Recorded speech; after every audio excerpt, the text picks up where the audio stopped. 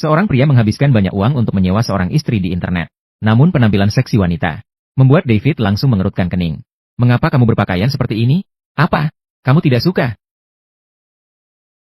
Ini adalah pakaian tercantikku.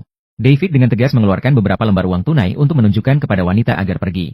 David melihat wanita itu dan memberi isyarat agar pergi. David memberikan beberapa lembar uang tunai untuk menunjukkan kepada wanita agar pergi. Ternyata, tujuannya menyewa wanita hanyalah untuk menangani bosnya. Dia harus membuat bosnya percaya bahwa dia memiliki seorang istri yang lembut dan bijaksana. Namun wanita yang berada di depannya yang berpura-pura anggun, jelas tidak memenuhi syarat. Saat wanita baru saja pergi, bos juga muncul di restoran sesuai janji. Dengan tidak punya pilihan, David hanya bisa pergi menyambut bos dengan tegar. Hai, di mana istri kamu?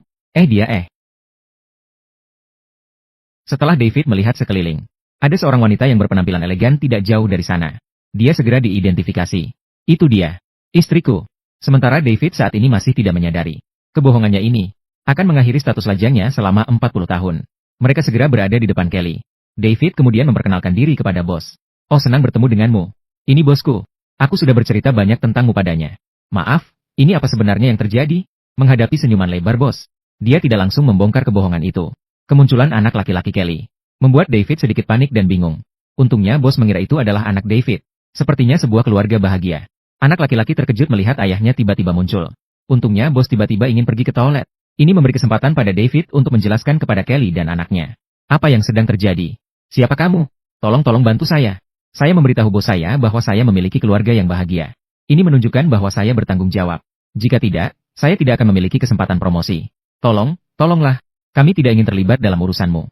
Menghadapi penolakan tegas dari Kelly, David tidak berhenti di situ. Maka dia hanya bisa menaruh harapannya pada anaknya. Dan mengklaim bisa membelikan segala makanan yang diinginkannya.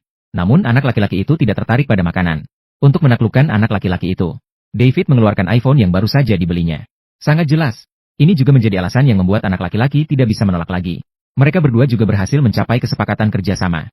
Melihat anaknya bisa mendapatkan iPhone yang selalu diimpikannya, Kelly yang sebenarnya sedang kesulitan keuangan memilih untuk menyetujuinya. Dan mulai dari saat itu, takdir mereka berdua mulai terjalin sepenuhnya. Dengan kerjasama akrab antara ibu dan anak. Bos bertanya dengan senang. Mengapa kamu menyembunyikan hal ini dari saya? Kamu memiliki keluarga yang begitu bahagia. Namun saat ini David sangat gugup, karena dia khawatir kebohongan ini bisa terbongkar kapan saja. Senyuman Kelly membuatnya terpesona. Tak bisa lepas. Dan bos juga mengungkapkan alasan ingin bertemu keluarganya.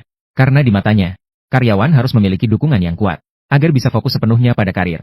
Dan David tidak pernah menyangka akan lulus ujian dengan lancar seperti ini. Kemudian bos mengucapkan selamat tinggal kepada mereka. Saat berpisah, dia tidak lupa mengundang mereka untuk datang ke pesta perusahaan besok. Setelah bos pergi, pasangan ibu dan anak yang berhasil menyelesaikan tugas juga bersiap untuk pergi. Namun pada saat itu, David segera bertanya, kamu akan datang ke pesta besok, kan? Tugas kita sudah selesai. Jaketmu begitu usang. Aku bisa membelikanmu yang baru. Oh Tuhan, kamu benar-benar egois. Pergi sana, aku tidak ingin mendapat apapun darimu. Aku akan mengembalikan ponsel ini padanya. Sudahlah, ibu. Tidak bisa. Anak laki-laki harus mendengarkan ibunya. Dia mengembalikan ponsel itu kepada David. Kamu pikir kamu bisa membeli sebuah keluarga? Kamu salah. Maaf, aku sudah terbiasa. Aku terbiasa mendapatkan segalanya dengan uang. Aku harap besok kamu bisa pergi bersamaku. Karena tadi saja, ini pertama kalinya seumur hidupku merasakan memiliki sebuah keluarga. Rasanya seperti tidak lagi sendiri. Dengan tekad yang kuat, batu itu mengangguk. Kelly memilih untuk memaafkan David. Tapi sebelum itu, mereka harus mengasah lebih banyak kesepakatan, agar tidak terlihat kekurangan saat pertemuan. Dan Kelly pun mulai memberikan beberapa nasihat kepada David yang membosankan. Karena ini adalah keluarga 3 orang. David tidak bisa lagi diam seperti sebelumnya. Mereka harus berinteraksi dan berkomunikasi lebih banyak. Semakin terlihat akrab, semakin baik. Dengan diam-diam, Kelly juga mulai merasakan perasaan aneh terhadap David. Melihat kedekatan antara David dan anak laki-lakinya. Meskipun bukan ayah dan anak, mereka terlihat seperti ayah dan anak. Hal ini juga membuat Kelly merasakan kebahagiaan yang sudah lama tidak dirasakan. Dan David juga terlena dalam kehangatan yang belum pernah dirasakannya sebelumnya. Saat berpisah, Kelly menetapkan aturan tak tertulis, bahwa mereka tidak boleh berciuman. Ternyata hal ini membuat David sangat kecewa. Bahkan anak laki-laki pun dapat melihat rencana jahat David. Setelah ibu dan anak laki-laki pergi, David berpikir lama, dan pandangannya mulai berubah. Karena sebelumnya, hidupnya hanya berputar di sekitar karir. Tidak pernah memikirkan untuk membentuk keluarga. Keesokan harinya pesta diadakan seperti yang direncanakan. Saat David minum bersama bosnya, namun hatinya gelisah. Kemudian bos bertanya apakah keluarganya akan datang.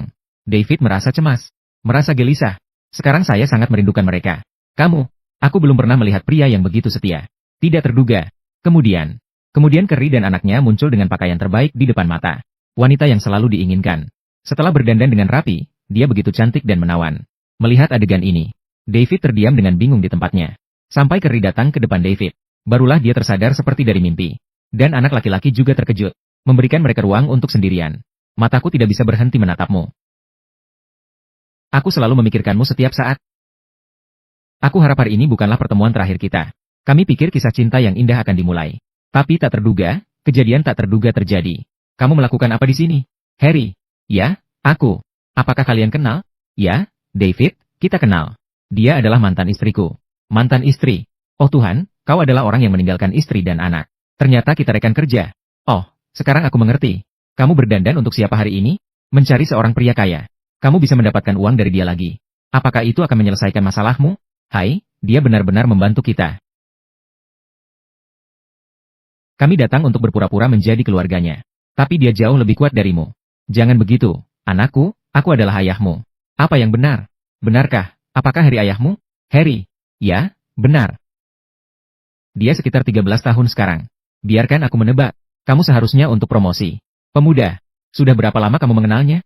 Saat ini anak laki-laki hanya bisa menggantikan ibunya. Berbicaralah terus terang kepada bos. Namun dia tidak pernah lupa memuji sifat ayah tirinya yang baru dikenal. Dan mengungkapkan bahwa Harry tidak hanya berselingkuh, tetapi juga kejam meninggalkan mereka. Tapi tak disangka Harry malah menyerang balik. Mencemarkan nama Kelly sebagai wanita yang bebas. Saat itu, Kelly tidak ingin bertengkar lebih lanjut. Melainkan memilih pergi. Melihat Dewi pergi dengan marah. David sangat marah. Bersiap untuk menunjukkan kepada Harley. Untungnya, bos membujuk saya. David memilih untuk bersabar. Namun, saat ini bagi David, kenaikan pangkat tidak lagi penting. Dia langsung mengejarnya keluar. Dia dengan penuh perhatian membungkus mantel di luar hotel untuk Kelly. Kelly merasa sangat bersalah saat itu. Dia khawatir karena urusannya sendiri. Mungkin membuat David kehilangan pekerjaannya. Tanpa disadari, sekarang di dalam hati David, pekerjaan sudah tidak penting lagi. Dia mengerti dengan jelas bahwa dia telah menghabiskan semua energinya untuk karir. Dan karenanya tidak pernah merasakan cinta. Sejak bertemu dengan Kelly, juga menyala keinginannya terhadap cinta. Pada detik berikutnya, bos juga keluar. Tanpa disadari, bos akan segera mengumumkan keputusan yang akan mengubah nasibnya. Maaf, aku telah berbohong padamu. Besok ambil barang-barangmu dari kantormu. Ya, tentu. Karena kamu butuh kantor yang lebih besar. Aku memberimu kesempatan. Perjalanan cinta mereka baru saja dimulai. Tak peduli berapa banyak badai di masa depan. Percaya bahwa mereka akan bersama-sama. Menulis bab romantis mereka bersama. Semoga setiap orang bisa di antara kerumunan. Bertemu dengan seseorang yang bisa menyulut api cinta di dalam hati. Temukan rumah jiwa. Semoga sukses selalu. Semoga cinta dan kariermu sukses berlimpah. Tal, terima kasih.